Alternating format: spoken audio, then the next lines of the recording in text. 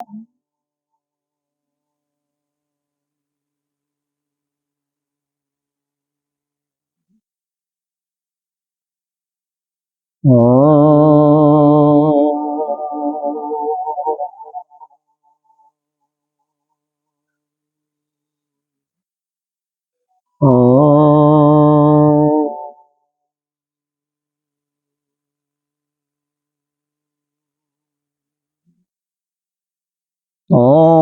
वाङ्मे मनसि प्रतिष्ठिता मनो मे वाचि प्रतिष्ठितः आविराविर्मेधि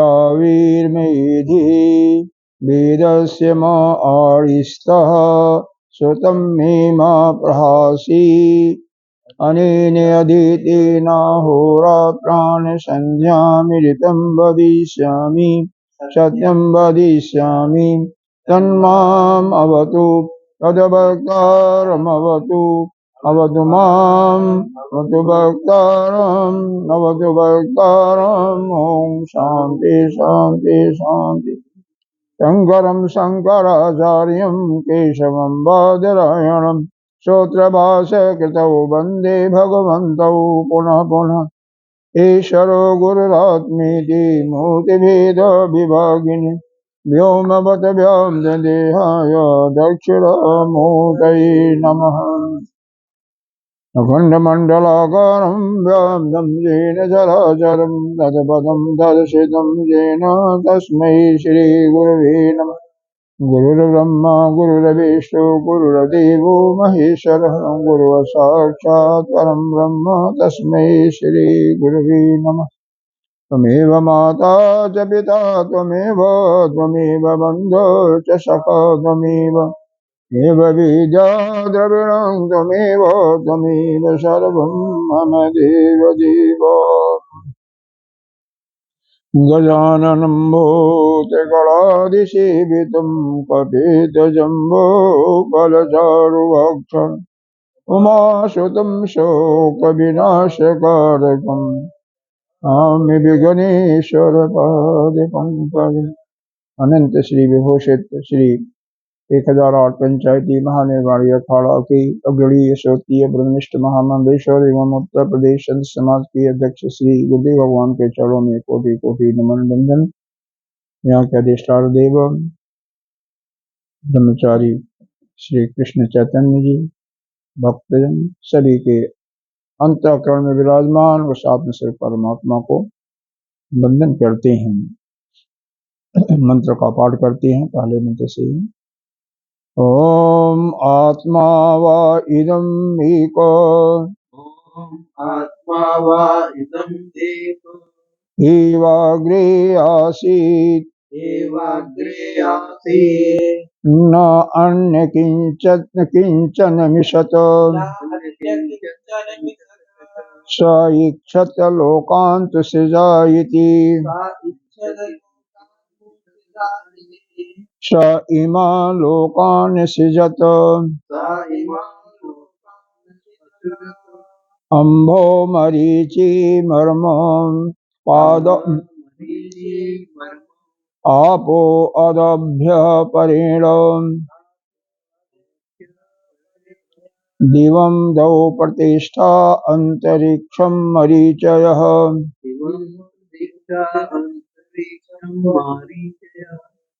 पृथ्वी मरो या अधस्तात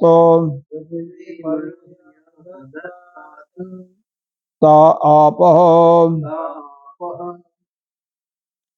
तीसरा मंत्र है ओम इक्षते मीनुलोका लोकपालन्तु सृजायति सो अदभ्य एव पुरुषः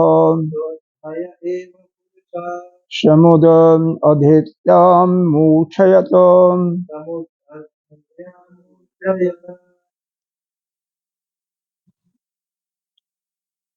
एक ही सृष्टि के पहले भी अभी भी बाद में भी एक ही केवल आत्मा है इस सृष्टि में। उसके अतिरिक्त कोई भी ऐसा चीज नहीं है, चाहे सजीव हो या निर्जीव हो, कोई वस्तु नहीं है, केवल एक आत्मा। आत्मा उसके अंदर इच्छा हुई कई लोगों की रचना करने के लिए, प्राणियों की एक से अनेक हो जाऊं, तो उसने पहले सृष्टि की रचना किया 4 लोकों का रचना किया। अंभ, मरीचि, मृत्युलोक और आपलोक। जो अंधलोक है वह इसके परे है, किसके? अंतरिक्ष के भी परे है, बिल्कुल सबसे ऊपर। उसका प्रतिष्ठा स्वर्गलोक है, बिल्कुल ऊपर का जो पोर्शन है वह है। उसके नीचे जो है मारीच लोक है, जहां पर मारीच लोक में सूर्य की किरणें बराबर पड़ती हैं, जिसमें वह धूल की कणें भी मालूम होती हैं। वह आकाश के नीचे ही है। और उसके भी नीचे यह मृत्यु लोक है, और मृत्यु लोक के नीचे वही आपका आप लोक है, जिसमें पानी ही पानी है। पानी ही नहीं, मतलब स्थान भी है, लेकिन पानी की मात्रा ज्यादा है। 4 लोकों बनाने के बाद उसके अंदर ऐसा भाव आता है कि लोकपालों की हम सृजन करें। तो लोकपालों की सृजन करने के लिए वह करते हैं। इसमें दूसरे श्लोक, दूसरे मंत्र में कुछ बताना तो नहीं है, दोबारा हो तो गया था कल, कुछ दूसरे मंत्र में ठीक है ना? तो आइए, जो एक एक दो लाइन रह गई थी उसको देखें। संगति है केवल। सर्व प्राणी कर्म फल उपादान अधिष्ठान भूतांश चतुर्लोकान सृष्टवा।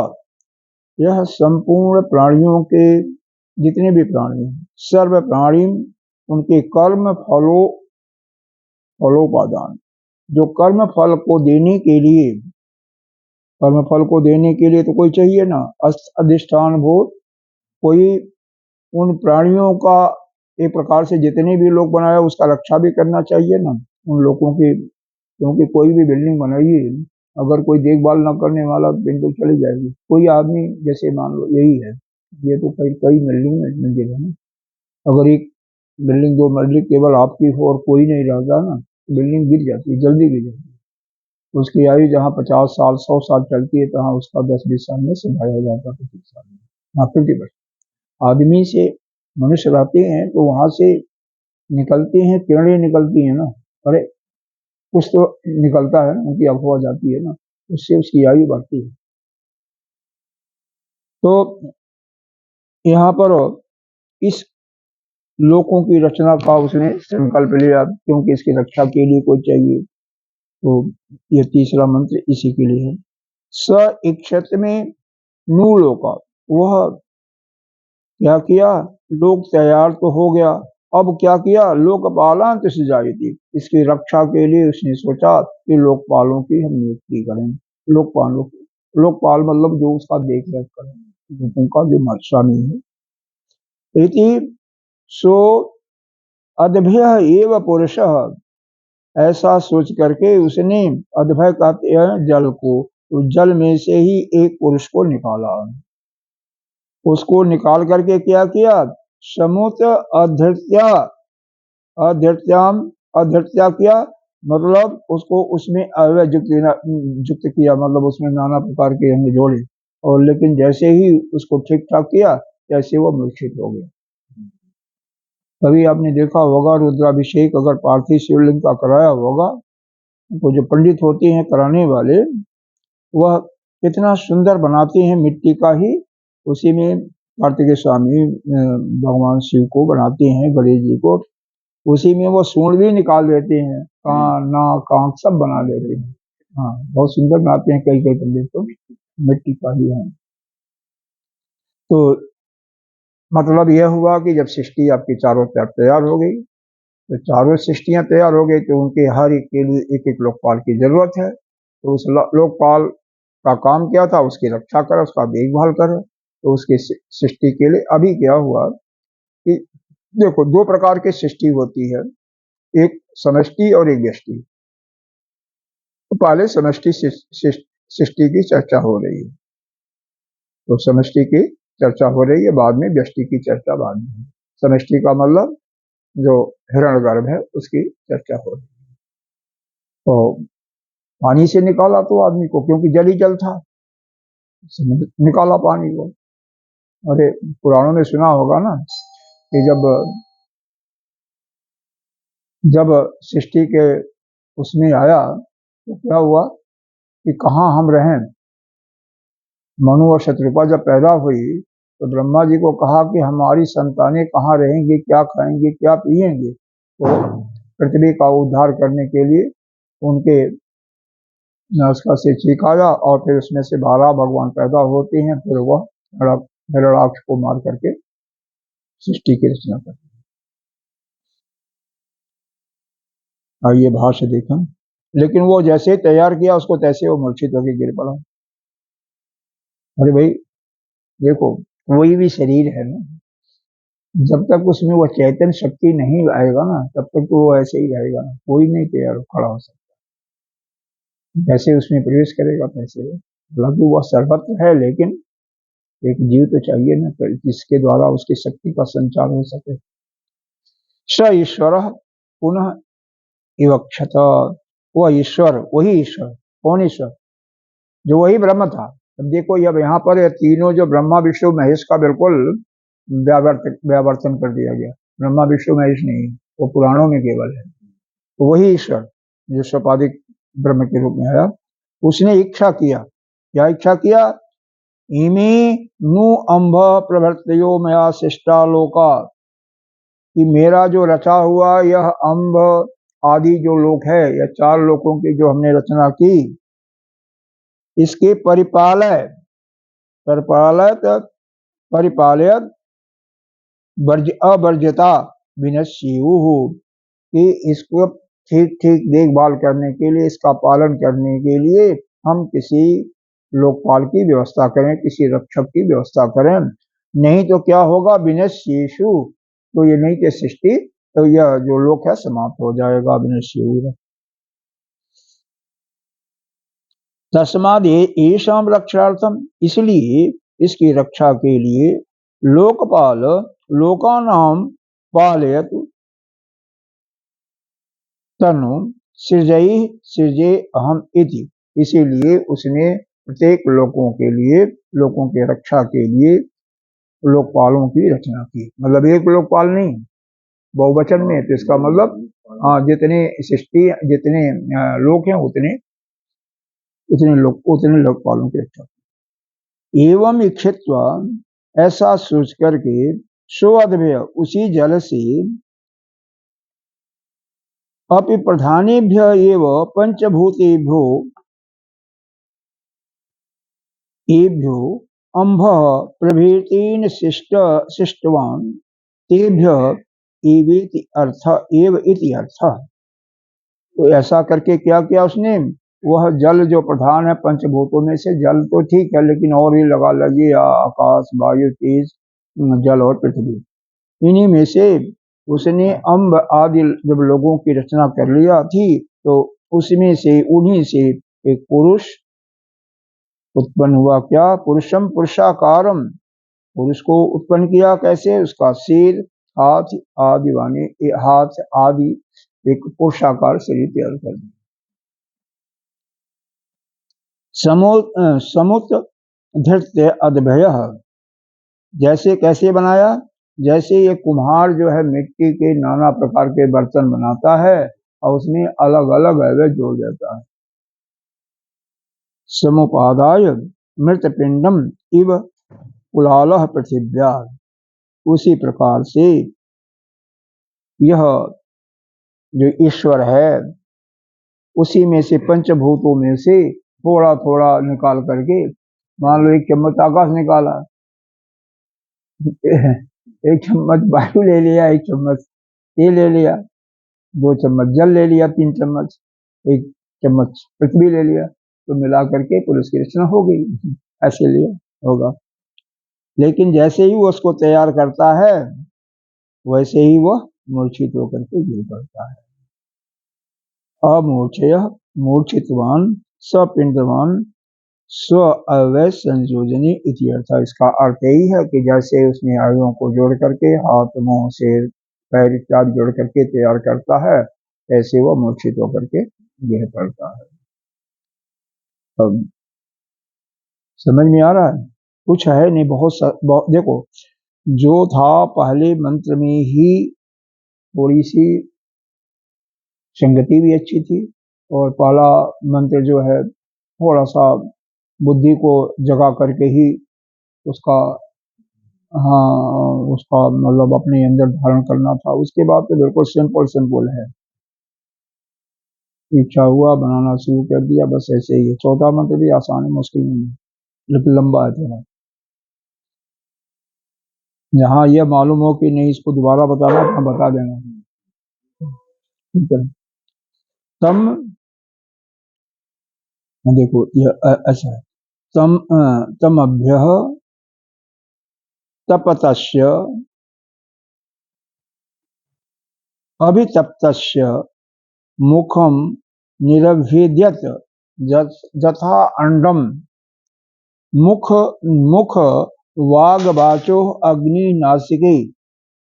पढ़ना नहीं है इसको, पढ़ना नहीं है, अच्छा रहता है क्योंकि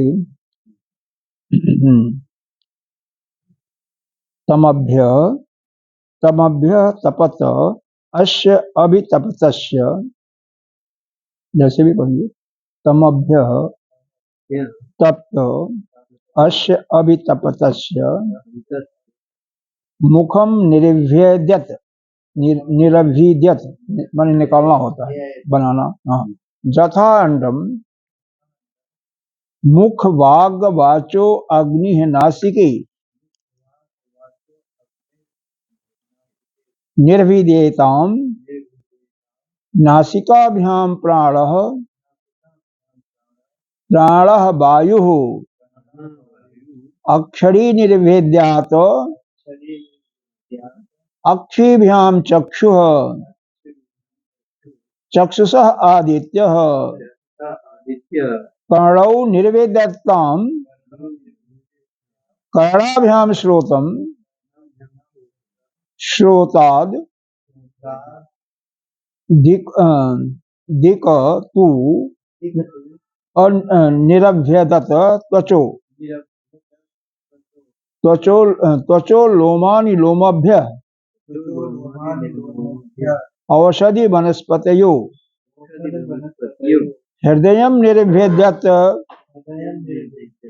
हृदयान मनसो मनसः चंद्र हृदयान मनो मनसः चंद्रमा। फिर वही आ जाएगा, हाँ, नाभि नाभि निरभेद्यत नाभ्या अपानो अपाना मृत्यु शिशनम निर्भेद्यत शिशना शिशना रेतो रेतसः आपः रेतसो रेतः आपः। देखिए यहाँ पर अर्थ समझिए इसका क्या है। कुछ नहीं, बहुत सबसे आसान यही है। क्या है? तपभ्य मतलब तपस्या करके या संकल्प करके समझिए, ठीक है ना। तपस्या अभिपतस्य मुखम, इससे क्या बनाया इसने? मुख की निर्वेदत माने रचना किया, या उसको कैसे बनाया? जथा अंडम, जैसे अंडा होता है ना, अंडा जब फोड़ता है तो निकलता है ना कुछ, तो वैसे ही मुख निकल गया। मुख, यहाँ पर 3 प्रकार के सृष्टियों की रचना की गई, भौतिक सृष्टि, दैविक सृष्टि और आध्यात्मिक सृष्टि। ये जितनी ये गोलक दिखाई दे रहे हैं बाहर, ये सब भौतिक सृष्टि है। और जो इनके देवता हैं, हर एक देवता का तत्वबोध में पढ़े हो, वह देवता की जो सृष्टि इन्होंने किया वह आधी दैविक सृष्टि हो गई, ये दैविक सृष्टि कही। और उसमें जो अंदर अंतःकरण में जो इंद्रियां बनी वो हो गए आध्यात्मिक सृष्टि, ठीक है ना। तो इसको समझ में आ रहा है? बाहर का ऐसे नाक आँख कान ये सब भौतिक सृष्टि, या आदि भौतिक है। इनके जो देवता हैं वह आदि दैविक या दैविक सृष्टि होगी। और जो अंदर इंद्रियां हैं जो कि अंतःकरण में है, यहाँ पर नहीं है, ये सब इंद्रिय नहीं कहलाती है, तो केवल एक गोलक कहलाते हैं, जिनके द्वारा आप सब कुछ देखते हो, सुनते हो इत्यादि, उसको कहते हैं आध्यात्मिक सृष्टि। तो यहाँ पर मुख बनाया ना, अब मुख से क्या बना? मुख से वाग, वाणी, वाग माने वाणी, वाचो हो अग्नि, और फिर इस वाणी से इंद्रिय रूप वो जो वाच बना ना, वाच मतलब इंद्री बना, और उस इंद्री से अग्नि बना, क्योंकि वाणी का देवता कौन है? अग्नि। तो याद होगा, नहीं याद होगा तो याद कर, वाणी का देवता अग्नि, रचना का देवता। उसके बाद नासिके निर्भेद्यता, फिर नासिका बनाया इन्होंने, नासिका जानते ही हो, नासिका व्याम प्राण है। अब नासिका का इसका अगर प्राण का मतलब वायु, इसका देवता क्या है? वायु है, पवन देवता है। अब दैविक सृष्टि हो गई। और वायु और उसका प्राणा से वायु, प्राणा से या वायु जो है ना, यहाँ पर वो सांस लेने वाली जो क्रिया होती है ना, उसकी बताया, जो इंद्री है, वायु रूपी इंद्री बनाया। अक्षरी निर्भेदताम, अक्षरी मतलब ये जो आंख दिखाई दे रही है, इसका रचना किया। फिर अक्षी व्याम चक्षुषा, इस अक्षी से ये नेत्र का जो गोलक है, दोनों को अलग कर दिया, इसको अक्षी कर दिया, और जो इंद्री है उसको चक्षु कर दिया, तो उसे चक्षु नामक इंद्री बनाया। और चक्षु व्याम और चक्षुषा आदित्य, चक्षु से आदित्य, इसके देवता आदित्य होते हैं। इसके बाद कर्णौ निर्भेद्यताम, फिर कान बनाए, कर्णाभ्याम श्रोता, कान से, कान की इंद्री क्या है? श्रोत इंद्री बनाया। फिर उससे श्रोता दिक्, श्रोत का देवता क्या है? दिक्, दिक् की रचना हुई है, दिक्, दिक्। और इसके बाद क्या बनाया इन्होंने? श्रोत दिक्, ये कौन शब्द है? दिक् श्रोतादि, ये शब्द क्या है समझ में नहीं आया तो। श्रोतादि, हाँ दिक् है, समझे? श्रोतादि दिक्, यह देखो, यह इसको कैसे पढ़ोगे? पढ़ने में तो नहीं मालूम हो रहा ना, कुछ नहीं पढ़ने में तो नहीं लग रहा ना दिक्, लेकिन यह दिक्, दिक् मतलब दिक् देवता इसका, ठीक है ना। तो अब उसके बाद क्या है? वंड निर्विद्यात, वंड का मतलब होता है, यह जो है इससे इन्होंने बनाया त्वचा इंद्री, त्वचा बनाया, त्वचा बनाया, त्वचा लोमानी लोमभ्य, त्वचा से क्या होती हैं? इस पर रोमे होती है ना, रोमे दिखाई दे रहे हैं ना आपको, सबके सबके रोमे होंगे, यह रोमों को बनाया। अच्छा, और क्या है? इसका देवता कौन है? यह कहाँ पर आया? लोमभ्य औषधीय वनस्पति, हाँ। और इसके इस देखो, वामन भगवान का अब याद करो, वामन भगवान का जब हिरण्यकश्यप हिरण्याक्ष को मार करके और पृथ्वी का उद्धार कर दिया था, समझे कृष्ण जी? जब पृथ्वी का उद्धार कर दिया तो उनके पीठ में बहुत खुजली होने लगी, तो पीठ को पेड़ के से खूब रगड़ा, तो उसी से टूट टूट करके रोए गिरते हैं, उसी से कुछ उत्पन्न होते हैं, औषधि और वनस्पतियां उत्पन्न होती हैं। हाँ, वहां पर पुराण में बहुत अच्छी तरह से समझाया हुआ। तो इसका मतलब यहाँ से क्या हुआ? इस रोगों से क्या बना? औषधि और वनस्पति पैदा। और उसके बाद हृदय निरभ्यत, उसके बाद हृदय का निर्माण हुआ। हृदय से मन इंद्री, मन रूपी इंद्री का, मन से चंद्रमा, इसका देवता, इसका निरूपण हुआ। नाभि, नाभि निरभ्यत, नाभि से क्या हुआ? नाभि नाभि से यह जो इंद्री बन रही है, इसका नाम होगा आपका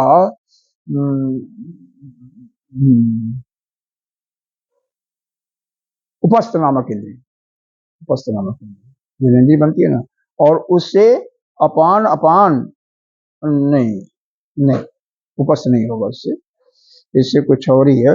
नाभ्या अपानो, नाभ्य से अपान नामक जो प्राण बनते हैं ना, अपान नीचे की तरफ शब्द चलता है और उदान ऊपर की तरफ ले जाता है, तो अपान नामक प्राण बना।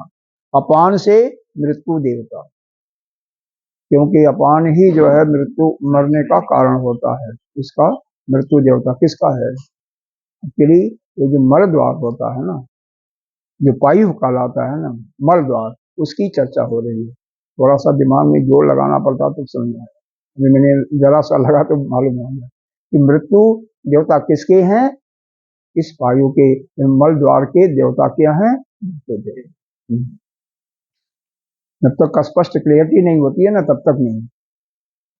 कई बार कोई भी किसी का भी सुनिए तो क्लियरिटी नहीं हो पाती है। अब उसके बाद क्या? शिशनम निर्वेद्यत, उसके बाद जनेन्द्रिय का निर्माण हुआ, ठीक है। और शिशन, शिशन से क्या हुआ? रेतो, रेतस जिसको कहते हैं शुक्राणु या वीर, यह बना। अरेतस, और उस रेत से आप नामक यानी जल नामक देवता बना, क्योंकि रेतस से, रेतस का यानी पायु का देवता क्या है? प्रजापति है ना, इसका उपस्थ कहते हैं उसको, जनेन्द्रिय को उपस्थ कहते हैं और मलद्वार को पायु कहते हैं। तो इसका वह प्रजापति इंद्र यहाँ पर आप ही शब्द से इंडिकेट किया हुआ है, तो जैसा इंडिकेट हुआ है उसे ही समझ हुआ। हाँ।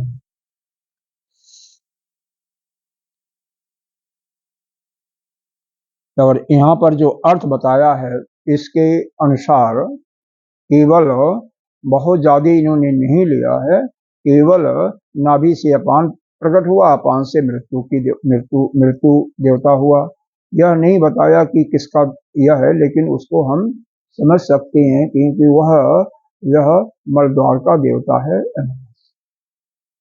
हमने पढ़ा हुआ हर एक में उसी सिमेट्रिक चल रहा, तो वही है। अब आइए इसका भाष्य पढ़ते हैं। यह समझ में आ रहा बहुत अर्थ से, केवल यह जानना चाहिए कि कौन कौन चीजें बनाया। देखो ऊपर से चलो तो मुख बनाया, मुख की जैसे अंडा होता है ना, अंडे के माफिक अंडा फोड़ता है तो कुछ दिखाई देता है, अंडा फोड़ करके देखोगे तो मुख जैसे आकृति होती है, वैसे ही जब उसको फोड़ा तो मुख को बनाया। अब मुख से वाणी नामक इंद्री, बाक नामक इंद्री बनी, और बाक से बाक का देवता हो गए क्या? अग्नि, तो अग्नि प्रकट हुई। और मुख के बाद फिर बना नासिका, या नासिका का गोलक। इससे क्या बना? इसका जो इसका जो देवता होता है वह वायु होता है, तो वह प्राण के रूप में प्राण दिया हुआ है, तो प्राण बना वायु। और उससे फिर वह जो सांस लेने वाली क्रिया होती है इसका निर्माण हुआ। यह कह सकते हैं इसको, जैसे इसमें लिखा हुआ, इससे प्राण बना और प्राण से वायु। हालांकि नासिका का देवता जो है वह कौन होता है? अश्विनी कुमार। तो यहाँ पर देवता को नहीं लिया है बल्कि प्राण को लिया है, हमें प्राण को ही समझना है, ठीक है। और फिर उसके बाद क्या बना? कौन सी इंद्रिय बनी? प्राण के बाद बनो अक्षरी या चक्षु, चक्षु, चक्षु का इसका इंद्रिय या नेत्र कहिए, नेत्र का इंद्रिय बना, चक्षु इंद्रिय बनी, और यानी चक्षु इंद्रिय बनी। और फिर उसके बाद उसी से कौन बना? उसका देवता आदित्य बना। कर्ण बना, कर्ण का, कर्ण से श्रुत इंद्रिय बनी, और श्रुत इंद्रिय का देवता फिर बन गया दिक् देवता बना। फिर उसके बाद त्वचा का निर्माण हुआ, त्वचा से फिर क्या हुआ? रुएं इत्यादि हुआ, और रोमों से क्या हुआ? औषधि और वनस्पतियां बनी। फिर हृदय का निर्माण हुआ, हृदय से मन नामक देवता पैदा हुआ, मन से फिर चंद्रमा, मन से फिर चंद्रमा, और क्योंकि वही मन का कारक देवता है। नाभि उत्पन्न हुई, नाभि से पर अपान प्राण, और अपान से मृत्यु। 2 दिन आप कहाँ चली गई थी? नहीं आई ना? लेट आई होंगी, इतना लेट मत आया करो। चलो कोई बात नहीं। हाँ 11 बजे चल गई अपान से मृत्यु। फिर उसके बाद जनेन्द्रीय बना, जनेन्द्रीय से जनेन्द्रीय नामक जो देवता होता, अरे जो क्या होता है, अरे इंद्रिय होती है उसको कहते हैं क्या कहते हैं, वायु इंद्री, अरे उपस्थ इंद्री, और उससे बना आपका ये बीज, अरे क्या होता है, जल, जल का निर्माण हुआ। अब आइए इसका भाष्य देखें। तम पिंडम पुरुषः वेद विधम उद्देश्याभ्यतपत, फिर उसके बाद उस पिंड ने, उस पिंड रूपी पुरुष ने तपस्या किया या संकल्प किया। तद अभिध्यानम संकल्पम, उससे फिर उसका संकल्प किया, जैसा कि जिसका तप जो है ज्ञान में है। एक श्रुति में दिया हुआ मुंडक उपनिषद में, जस्य ज्ञान में तप, उस ज्ञान तप को ही ज्ञान का, उसे तप से ज्ञान की प्राप्ति होती है, जिसका तप जो है ज्ञान में है, यह श्रुति में बताया गया। तस्य अभितप्तस्य, और उससे, उस संकल्प से, ईश्वर के संकल्प से, तपसा अभितप्तस्य पिंडम मुखम मिटनस्य मुखम, उससे मुख प्रकट हुआ, और मुखाकारम मुखाकारम सुशिरम अजायत, मुख के छिद्र, उससे मुखाकार छिद्र बन गया।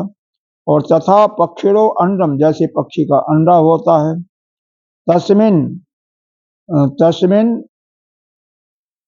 तस्मिन भिन्नान मुखात् द्वाक, तस्मात, तस्मात इंद्री का यहाँ पर तो दिया नहीं, तो तस्मात अरभी होगा, तस्मात अरभी, अरभी कहते हैं वाक इंद्री को, बहुत ऐसे शब्द हैं। तस्मात वाक इंद्री पैदा हुआ। मुखाद, मुखाद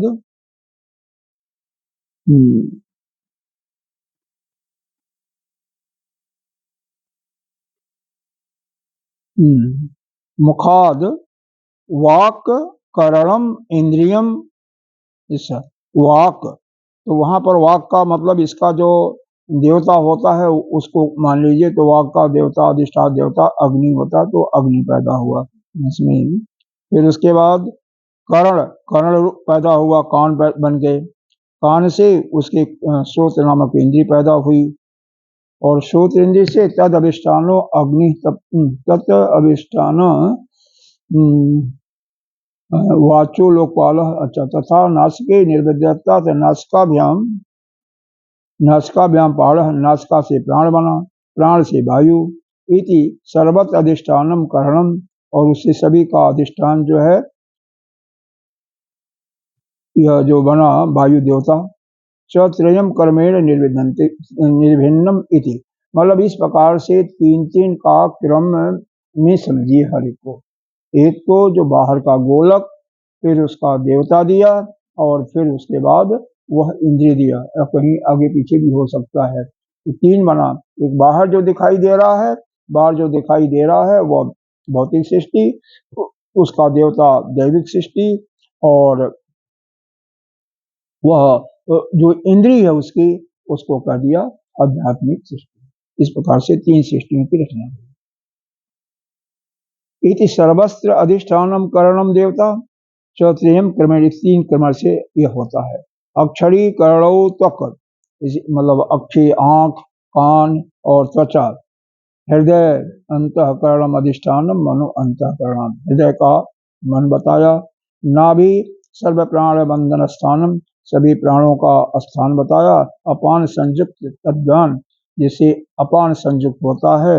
और एक पायु इंद्रिय मुच्यते, इससे पायु नामक, यहाँ पर दिया है पायु नामक इंद्रिय बने। तस्मात् तत् अधिष्ठारी देवता मृत्यु, तस् उसका अधिकारी जो अधिष्ठाता देवता उसका मृत्यु है, मृत्यु पैदा हुआ, यानी जमराज। तथा अन्य तथा शिष्णम निर्विदत, उससे शिष्ण पैदा हुआ। प्रजनन इंद्रिय, जो कि प्रजनन इंद्रिय श्रोत इंद्रिय, तथा स्थानम इंद्रियम रेतो अरेत विसर्गो त्वासह रेतसो उच्यते, और रेत से वीर का अधिष्ठाता जल का प्रादुर्भाव हुआ। इस प्रकार से यहाँ पर आपका पहला खंड समाप्त होता है। श्रीमत् परमहंस परिव्राजक आचार्य गोविंद भगवत पूज्य पाद शिष्य श्री मकंक्षर भगवत कृत वैतर्योपनिषद निशब्द भाष्य प्रथम अध्याय प्रथम खंड से। इस प्रथम खंड में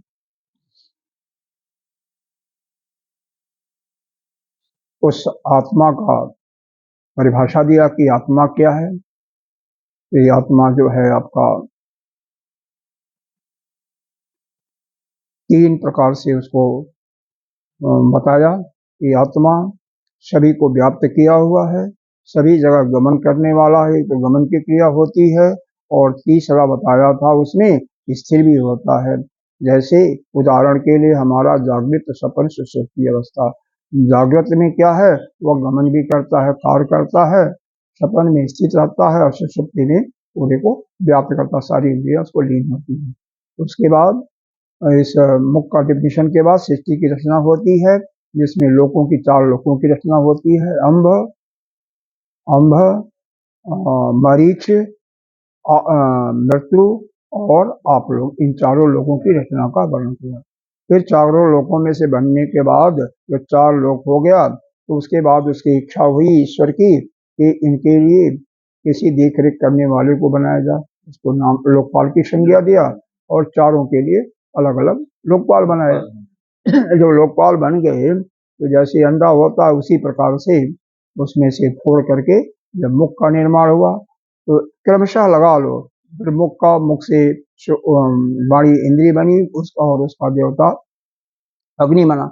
ऐसे क्रम से लगाइए, वाणी, मुख, नासिका, नेत्र, कर्ण, हृदय का मन, और फिर नाभि से अपना, नाभि से अपान प्राण और उसका देवता वो बना। फिर ये जो शिश्न और उसका जनेन्द्री, फिर उसका देवता और फिर उसका रेतस। यह इसको जो है टीकाकार ने अच्छी तरीके से स्पष्ट किया। इसमें कई चीजें जो है ना हो गया, मतलब हर एक चीज, हर एक का देवता है। अब देवता तो मालूम नहीं है तो बता देता हूँ। वाणी का देवता अग्नि है, ठीक है। नासिका का देवता क्या, अश्विनी कुमार है, वहां पर उन्होंने व्यक्त किया है अपना। और कर्ण का देवता दिग देवता, ये तो यहाँ पर मेंशन है। हृदय का देवता और कमल, कमल का अरे मन, मन का चंद्रमा, ठीक है। फिर इसी प्रकार से आपका नाभि का मतलब प्राण की बातें लेते हैं, तो प्राण का फिर वहाँ पर उससे लेते हैं, मृत्यु देवता लेते हैं। मृत्यु देवता का मतलब वहाँ पर उपस्थ का वह देवता है, उपस्थ का, अरे वायु का, वायु उपस्थ में बड़ा अंतर हो जाता है। फिर उसके बाद जनेन्द्रिय का लिया, उसका देवता ले लिया जल, और जल नहीं है वैसे तो है, प्रजापति है, लेकिन क्योंकि ये जो वीर होता है तो यह इसका कारण जल होता है, इसलिए जल को यहाँ पर इन्होंने लिया है। इस प्रकार से यहाँ पर केवल समष्टि, यह जो सृष्टि है समष्टि सृष्टि का वर्णन है। समष्टि का मतलब जो विराट पुरुष है उससे जो जो उत्पन्न हुआ उसका चर्चा है, विराट पुरुष का चर्चा। अब इसके बाद द्वितीय खंड शुरू हो रहा है।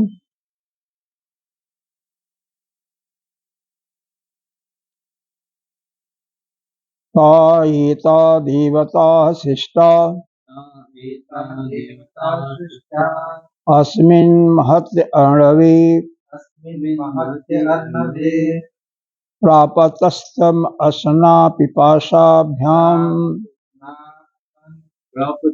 असना पिपासाभ्याम अबवार्जत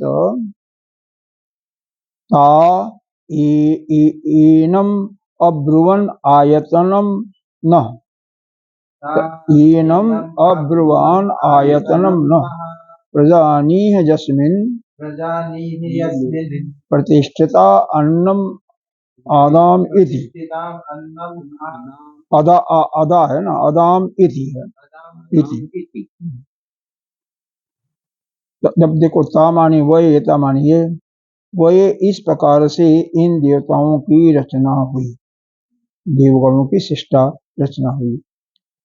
अस्मिन महत अर्णवे, यह जो महान समुद्र है, अर्ण कहते हैं समुद्र को, महति माने महान, और यह जो समुद्र में यह प्रापतंस मतलब गिर गए, सभी गिरे थे। तो अशना पिपाशाभ्याम, यह क्यों गिरे थे? यह यहाँ पर बताया गया, क्षुधा यानी भूख और पिपास से संयुक्त होकर के बवार्जत इनसे युक्त होकर के वह उसमें गिर गए थे। ताएतम अब्रुवान आयतनम न, तो वह जो इनके इंद्रियों के अभिमानी देवता ने, उन्होंने क्या बोला कि प्रजानीय जस्मिन, मेरे लिए कोई प्रतिष्ठा यानी बैठने के लिए कोई स्थान चाहिए, अन्नम आदाम इति, जिससे हम अन्न का आदाम मतलब खा सकें, अन्न को हम भोजन अन्न का भक्षण कर सकें। मतलब इस प्रकार से यह देवताओं की जो रचना किया गया, जो कि पिछले खंड में बताया गया। यह देवता होने के बाद यह बहुत बड़े समुद्र में गिर पड़े। समुद्र का वो उसमें भाष्य में आएगा कौन सा बड़ा समुद्र है। अच्छा, उसमें वह गिर गए। और कैसे गए? तप्त होकर के, कैसे? भूख और प्यास से संयुक्त होकर के उसमें गिर गए। ताएनम अब्रुवानायतनम, यह जो देवता हैं फिर क्या बोलते हैं? वह कहते हैं प्रजानी जस्मिन प्रतिष्ठा, भाई हमें रहने के लिए कोई जहाँ प्रजा होगी उसके लिए स्थान दीजिए, और जहाँ पर हम अन्नम का आदामी थी उसका भोजन भी कर सकें, उसका भक्षण कर सकें।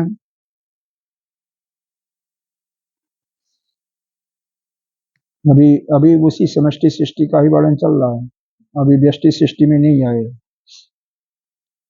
भाष्य में ताएता अग्नि आदयो देवता लोकपालतेन संकल्प शिष्टा, मतलब जितने वे ये जो अग्नि आदि देवता हैं, हर एक का नाम ले सकते हैं आप।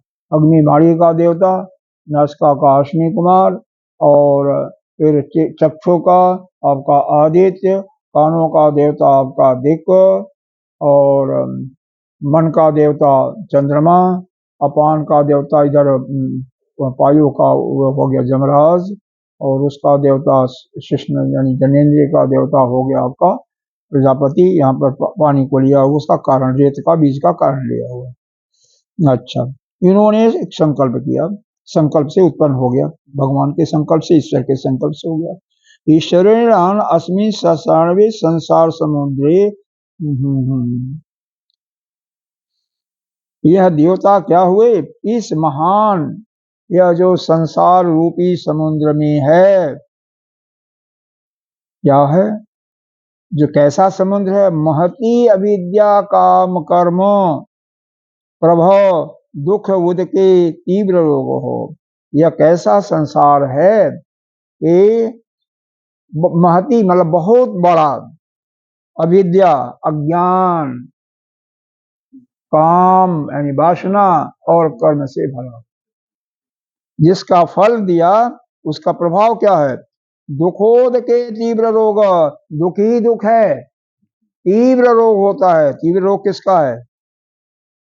अरे भाई देखो, जॉइंटिस किसी को हो जा, किसी को कमर का ही हो गया, किसी को अस्थमा हो गया, किसी को ट्यूबरकुलोसिस हो गया, किसी को और चलता है बहुत होता है क्या, शुगर की बीमारी हो गई। तो यह सब भयानक रोग हैं। और इसके अलावा क्या है? जरा, बुढ़ापा। अभी आपका बुढ़ापा नहीं आया है, अभी बुढ़ापा के रोग नहीं आए हैं। हाँ, मृत्यु, मृत्यु तो होगा ही। क्या होता है? हाँ? बुढ़ापा का इसमें नहीं दिया हुआ, लेकिन बुढ़ापा में क्या होता है? घर जा रहे हैं, इच्छाएं तो बहुत हैं, खाते हैं, खाना पचता नहीं है, खाने की इच्छा खूब करती है, ये भी खाऊं वो भी खाऊं, और पचता नहीं है। चलने को होता है, चलने की इच्छा होती है कि हम यहाँ ये भी कर लूं वो भी कर लूं, लेकिन पैर जवाब दे देता, घुटना नहीं चलता है, कमर से झुक जाता नहीं है। अब मान लो उठाते हैं कि पानी एक गिलास लेकर के पी लूं, लेकिन जब झुकते हैं तो कमर बोल जाती है, कान से सुनाई नहीं देता है, आंख से दिखाई नहीं देता है, वो तो शुरू हो गया है। बाल तो आजकल तो बहुत जल्दी पक जाते हैं इस प्रकार से, और कईयों का तो मल ही नहीं निकलता है। मल नहीं निकलता है। अरे हमने तो देखे हुए हैं बाबा, क्या क्या उन्होंने किया। बेल बेल जो होता है ना, बेल खाने से पेशाब होता है, कई चीजें, सारे जितने भी क्रियाएं की बताया सब कुछ हॉस्पिटल के बाद, जब हॉस्पिटल में जवाब देता है कोई, लेकिन पेट मली नहीं होती, किसी का पेशाब ही बंद हो जाता है और फिर वही मृत्यु हो जाती है, फिर उसके बाद नहीं रुकते हैं, जिसका धरती पेशाब बंद हो जाता है। तो अंतिम बुढ़ापा का यही है। और वास्तव में जब भी सुनना और देखना बंद हो जाए तभी से बुढ़ापा समझ लीजिए, लेकिन मेन बुढ़ापे का कष्ट तो बाद में, जब आप कुछ इच्छा है, सहारा देने वाला कोई नहीं है, और वह फिर आपकी इच्छा मन में रह जाती है, उसको पानी नहीं ले सकते, भोजन नहीं ले सकते, बना सकते, तो तब वह मालूम होता है।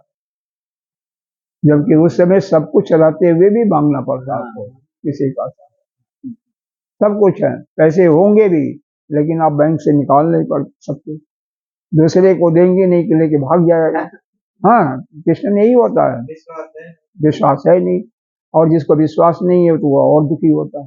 तो गलत यही तो होता है, और क्या, बहुत सारी चीजें होती हैं। तो भैया देख लो बुढ़ापे का क्या कष्ट है। मेरे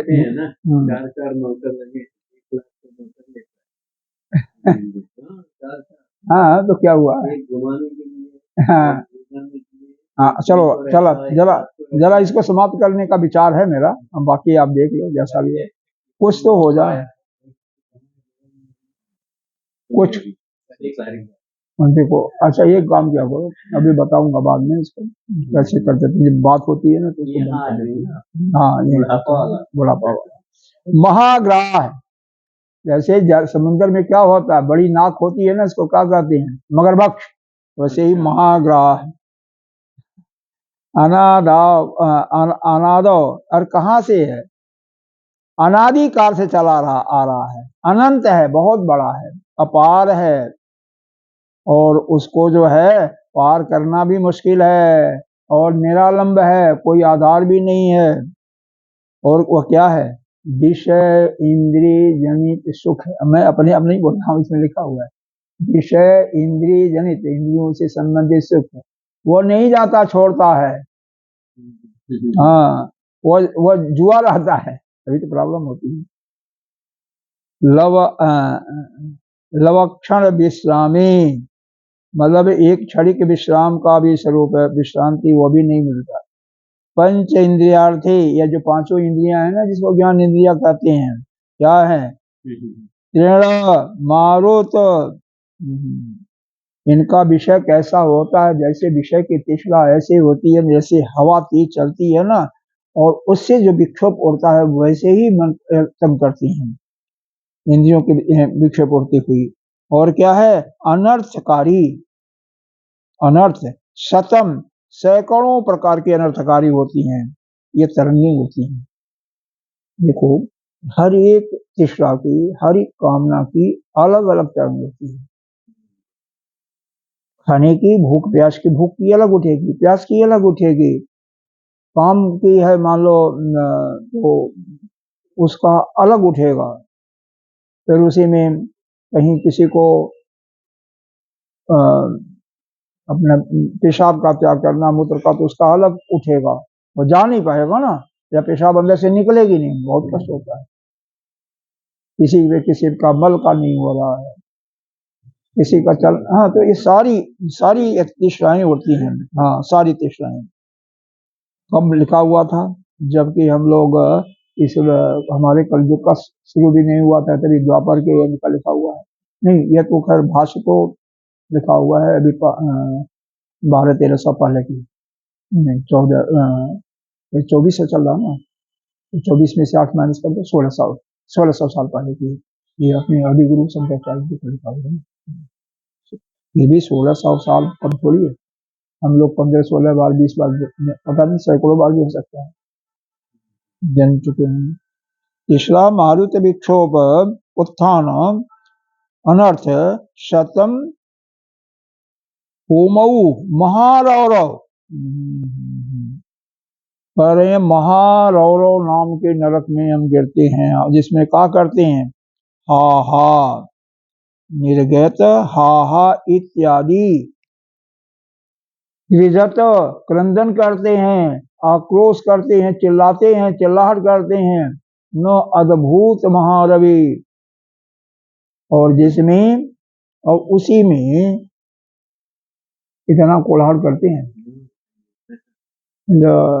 स्टेशन आपने तो नहीं देखा होगा किसी आदमी को, हमने देखा हुआ इसलिए हमें मालूम भी है ना, जो वृद्ध हो जाते हैं, जिनके कोई काम अपने हाथों से मतलब अपने शरीर से नहीं होता है। पहले तो शुरू में इच्छा होती है कि मैं और जूं, तो सबकी इच्छा होती है, जितने भी जुआ की होती है, लेकिन वृद्धों की जो होती है, हम जैसे की होती है ना, तो वो अनर्थकारी होता है। जितना जल्दी चले जाए उतना ही अच्छा है। हाँ, हाँ, हम लोगों का तो बहुत ही अनर्थकारी होता है। तो वो इच्छा होती है, और जब वहां को स्टेज को पार करते हैं, जब अपने पूरे बुढ़ापे अवस्था में आ जाते हैं, तो कोई काम नहीं हो पाता है। तो क्या करते हैं, बस चिल्लाने, क्रंदन करना, रोना इत्यादि के अलावा कुछ नहीं, हाहा मचाने के अलावा, क्योंकि न सुनता नहीं है कोई। और क्या है, और जब मर करके जाते हैं तो ये सब करना पड़ता है। फिर वहां पर क्या होता है, क्या काम देता है, सत्य। अगर आपके पास सत्य का बल है तो सत्य, और क्या है, आर्जव, सरलता। उस समय अगर किसी को हट के बोलोगे तेजी से तो फिर क्या होगा, हाँ, दान, दया, अहिंसा, श्रम, दम, इंद्रियां अपने बस में होंगी। और क्या है, धृति, सहनशीलता। ठीक है, आत्मगुण आदि, आत्मगुण पाथे पूर्ण ज्ञानी, ज्ञानो डुब्बे, डुब्बे मतलब नो डुब्बे का मतलब, अरे डुब्बे का मतलब नौका होती है। तो यह जो नौका रूपी है, नौका किसका है, सत्संग सर्वत्याग मार्गी।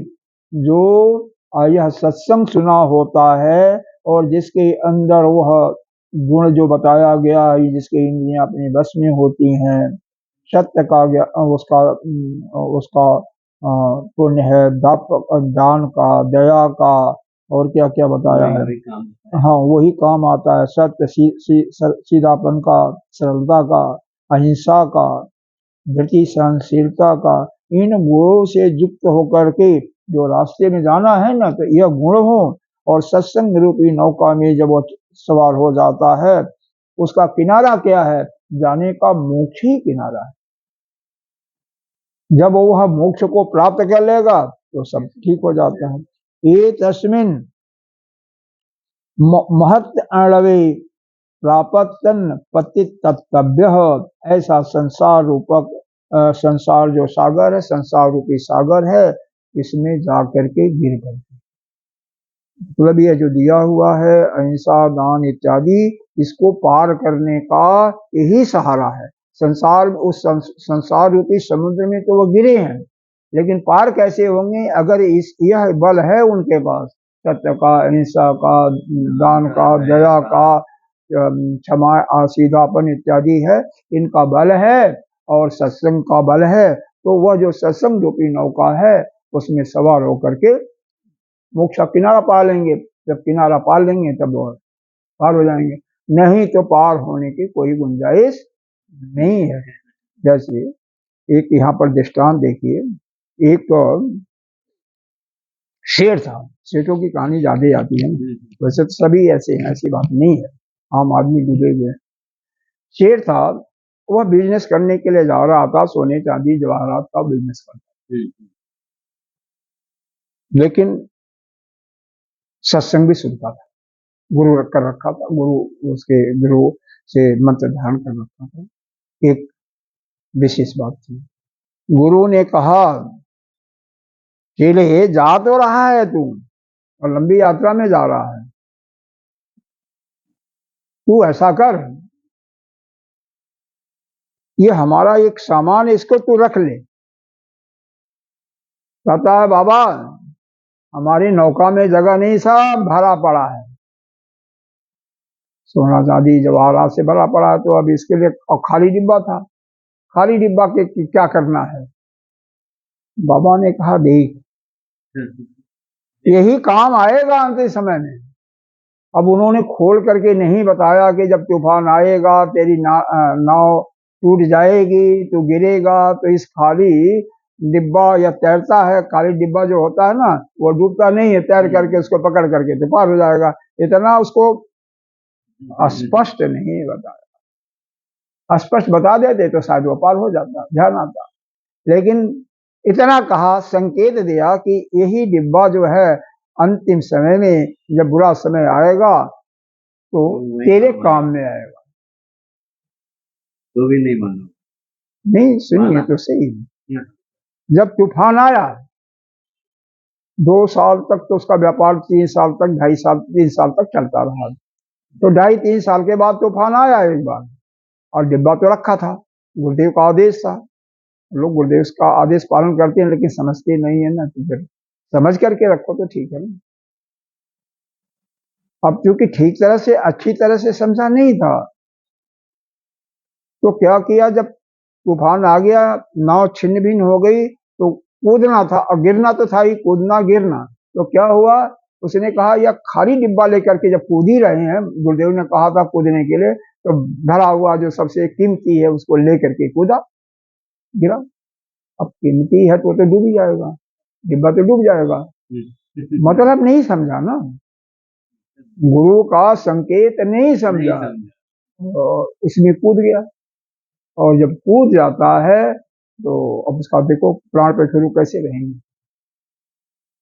अब यही होता है संसार में कि अंतिम समय आने के बाद भी, जब अभी यहाँ पर एक चीज बताया है, सर्वत्यागी भी बताया ना, सत्संग के साथ साथ सर्वत्यागी भी होना चाहिए, सब चीजों का वैराग्य भी होना चाहिए। देखो हाँ, यही देखो, सत्संग सर्वत्यागी मार्ग है, और रास्ता क्या, सर्वत्यागी है, और त्याग नहीं है तो कुछ नहीं हो सकता। और संसार का त्याग तो बहुत, जितना जल्दी हो उसको त्याग दो तो उतना ही अच्छा है। और अंतिम समय में भी जिसकी पिपासा होती है, सभी की होती है, ये कोई ये नहीं है कि यह सेठ की कहानी बताया जा रहा तो उसी के पास होगी है। आप सबको देखें, नहीं होता है। सब कुछ मालूम होते हुए भी आदमी जो है फिर उस कीचड़ में फंसता ही फंसता। सबको पता है कि हम यमुक कार्य करेंगे तो इससे हमारा उद्धार नहीं होने वाला है, हमारा मोक्ष नहीं होगा, किसी भी चीज की तृष्णा है। इसीलिए बताया कि जितने भी विकार हैं सबकी तृष्णाएं पवन के झोंके के माफिक, और एक तृष्णाएं नहीं होती हैं। जितने भी कामनाएं, अलग अलग कामनाएं हैं, और वह सारे कामनाएं एक एक करके हमें पाँव के, जैसे तेज हवा तूफान जब चलती है तो अपने सिर के ऊपर क्या लगता है, शरीर के ऊपर जैसे कोई पत्थर मारे, गोली जैसे लगती है वह तृष्णा, उसी प्रकार से वह चुभती है कहीं। और उससे क्या होता है फिर जाना तो वैसे भी है, लेकिन जो किनारा है समुद्र, अरे मोक्ष का, वह नहीं। सत्संग भी सुना है, लेकिन अगर त्याग नहीं आया तो कुछ नहीं होता। क्योंकि सत्संग में यह भी बताया गया ना कि इसके सुनने के पहले 4 चीजें हमेशा वो बताई नहीं जाती हैं। आचार्यों को मालूम है कि पहले से इनके अंदर होगा क्या, विद्या होगी, एक तो मतलब उनके अंदर विद्या समाप्त होगा, विद्या होगा, ज्ञान होगा, वैराग्य होगा, विवेक होगा, वैराग्य होगा। वैराग्य का मतलब सब कुछ त्यागने की होगा, किसी चीज से उनका आसक्ति नहीं होगी। शम दम या खड़ संपत्तियां जो है कि यहाँ पर बताया जा रहा है, इंद्रियों को वश में करना, और इससे इंद्रियों के तृष्णाओं से ऊपर उड़ जाना, और इसमें जो सहनशीलता की शक्ति भी लाना, जिससे इनमें जो कष्ट होता है उसको भी सह लेना। और फिर बताया श्रद्धा भी होना चाहिए, किस पर, आचार्य और गुरु पर। शास्त्रेषु वाक्येषु गुरु शास्त्रेषु वाक्येषु सत्य बुद्धिया, ऐसी भी होनी चाहिए। और फिर परमात्मा में मन लगा हो। तो जब तक ये सारी चीजें होती हैं, मोक्ष की भावना भी हो, ये चारों गुण जिसके पास संपन्न होते हैं, विवेक भी अच्छी तरह से है। विवेक का मतलब जैसे दूध पानी को अलग अलग करते हैं, वैसे हमारे शरीर में चेतन और जड़ मिला हुआ आपस में, तो उसको अलग अलग करने की, क्या जड़ है और क्या चेतन है, जड़ को हम अपने से अलग निकालें। जड़ से जो संबंध बना रखे हैं, उनके कारण जो संबंध और हुए, उनको तोड़ करके बाहर निकालें। और यह जो सारी इंद्रियों पर यह जो बताया गया शम दम के माध्यम से इंद्री और मन बुद्धि को बिल्कुल अपने काबू में कर लेते हैं, जो उन्हीं का कल्याण होता है, मुक्ति भावना भी होती है। तब जो है यह सारी ये जितने भी संसार रूपी नरक है, जिसमें दुखी दुख है, उसमें जब सवार होते हैं, तो यह जो सत्संग का जो रूपी जो नौका है, जिन्होंने अपने को सब कुछ त्याग दिया है, और वह जो सत्य का, अहिंसा का, दया का, दान का जो बल होता है, उस बल से उसको पार कर जाते हैं, और नहीं पे ही पर गिर करके साफ हो जाते हैं। यहीं पर रस को आज बंद करते हैं, बहुत हो गया। ओम पूर्णमिदः पूर्णमिदं पूर्णात् पूर्णमुदच्यते पूर्णस्य पूर्णमादाय पूर्णमेवावशिष्यते। ओम शांति शांति। बंद कर दीजिए।